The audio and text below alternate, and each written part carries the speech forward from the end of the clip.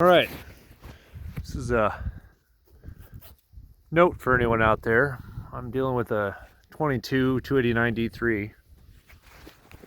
It's throwing up some alarms and it shut down my movement, engaged the parking brake, and I couldn't get it off. Upon talking with the CAT mechanics, they said either a drive sensor or a wiring harness going to that sensor. So I initially did the drive sensor. That didn't solve the problem. It's kind of a pain to get to. It takes a 5mm hex on a hex head bolt. It's kind of tight getting back in there. Helps if you take the side off and fiddling with the bracket that protects it. That's kind of a pain. But getting the actual hose that holds the wiring harness, if you take off the cover that pokes through the body, it allows you to actually get to those hoses. Makes it a lot simpler, and if I do it again, that'd be where I'd start if I was doing diagnostics and such.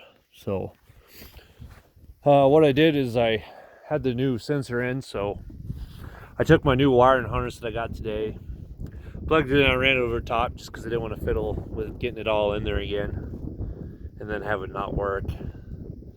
So I just kind of ran it. There's enough room, it's long enough. Plugged it in and kind of wanted to do this. It was acting the same at first. It was throwing some codes and then it kind of just cleared up. There seemed to be a bit of a grounding or hesitation problem with the main display computer. I don't know if it's related in any way, but it seems to have also cleared up to where it seemed like it wanted to reset itself. So I don't know on that.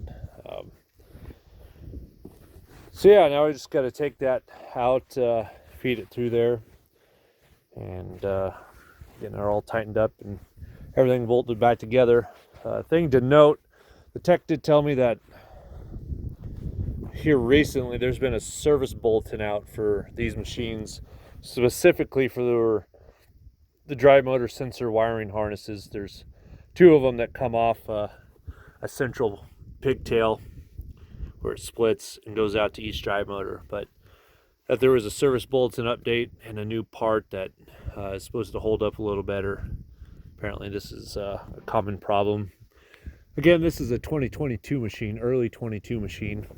1,700 hours on it so far, so it's had kind of a rough life already, cutting trees, but that's just kind of what I've experienced so far on this particular issue. So not a lot of info out there. Hopefully it helps.